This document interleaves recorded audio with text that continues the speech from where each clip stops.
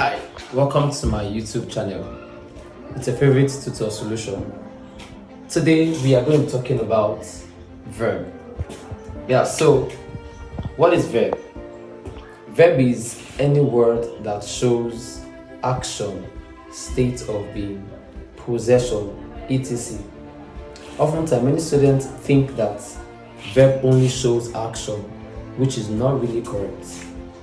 Let's say you have something like this. James seems happy. The word seems in this expression is of course a verb, but not an action word. The verb here is not showing action, but states of being. Alright? Look at this. James killed a goat. The word killed here is of course a verb and an action word. Alright? Now look at this third example. James owns a car. Let's underline the word owns. Owns is a verb, yes, but it does not show action, but rather it shows what? Possession. So it would be wrong to say a verb shows action and you stop there. So when you are asked what a verb is, please complete the definition by saying a verb is any word that shows action, state of being, or possession, as the case may be. Well, there's some basic things I would want for you to know about verbs. Things to note about verbs. 1. There are 5 forms of verbs. Every verb has 5 forms, except verb be that has 8 forms. The first form of a verb is called the base form. Some people call it the bare infinitive. The persons call it mother verb. Mother verb. Some people call it the original verb. Now, what is the base form? The base form is that form of a verb that has not been inflected. It doesn't show any form of inflection. It's the original form. And of course, it's the plural form of every verb. Alright? For example, look at the word go. Go is a verb, right? It is the base form. Sleep. Alright? Eat. Run. Come. See, none of these guys here have been inflected, so they are the base form of a verb. Number 2, we have the S form. The S form is also called third person singular. Third person singular. Now the only difference between this one and this one is in their number.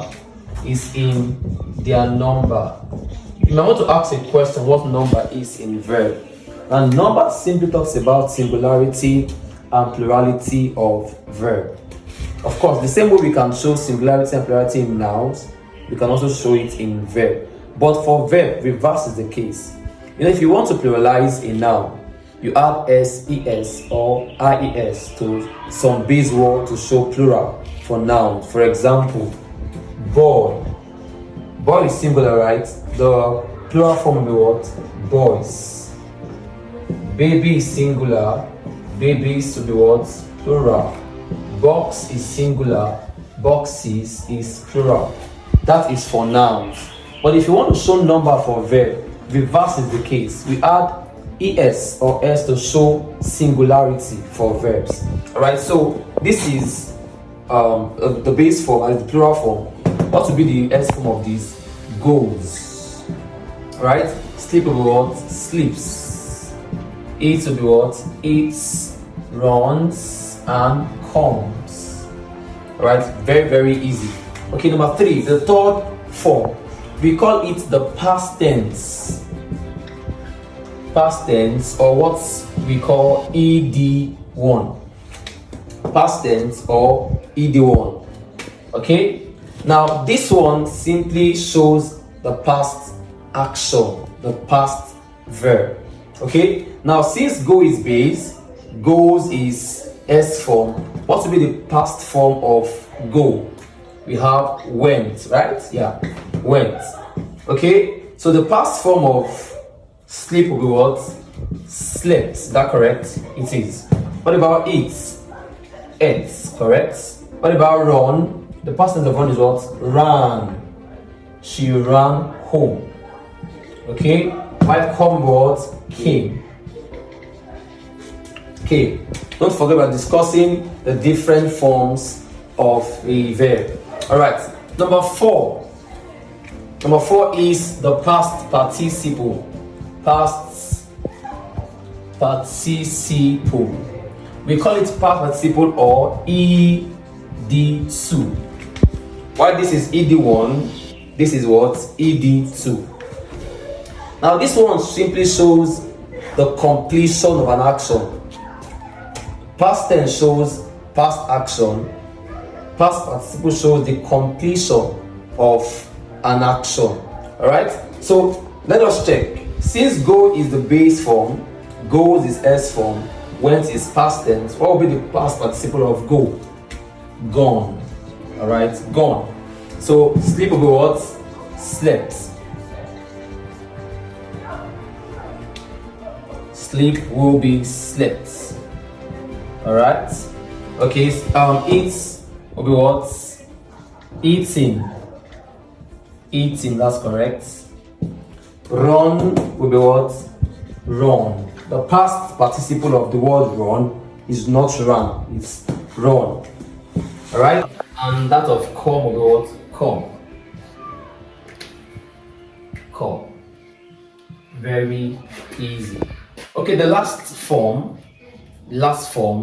is referred to as the continuous, or what we refer to as ing form. Now, this form doesn't have in itself to show past or present. Before this guy can show past or present, it's the word, that is the auxiliary verb that comes before it, that determines if this continuous will be past tense or present tense. For example, if I give you the word sleeping, sleeping can either be past tense, can either show past or present, depending on the auxiliary verb that comes before it. So if I say she was sleeping, it becomes past progressive. But if I say she is sleeping, it becomes present progressive. So this one doesn't have what it takes in itself to be past or present. Alright, it shows tense depending on the auxiliary verb used before it. Are we getting it now? Okay, so go will be what? Going. Okay, sleep, sleeping. Okay, eat, eating. Alright, run, running, and coming. Very easy. Now, all verb has or have 5 forms, except verb B that has 8 forms. I don't know if you have been taught verb B. Verb B doesn't have 5 forms like this. It has 8 forms, and I'm going to show you the 8 forms of verb B. Alright, verb B has 8 forms. By the way, you need to understand that verbs generally have 2 types. That is the main verb and the auxiliary verb. The auxiliary verb are also called helping verbs. Alright, we have 2 major types of auxiliary verb: the primary auxiliary verb and the modal auxiliary verb. Under the primary auxiliary verb, we have 3 types: the verb to have, verb to be, and verb to do. Verb to be has 8 forms. Now look at it.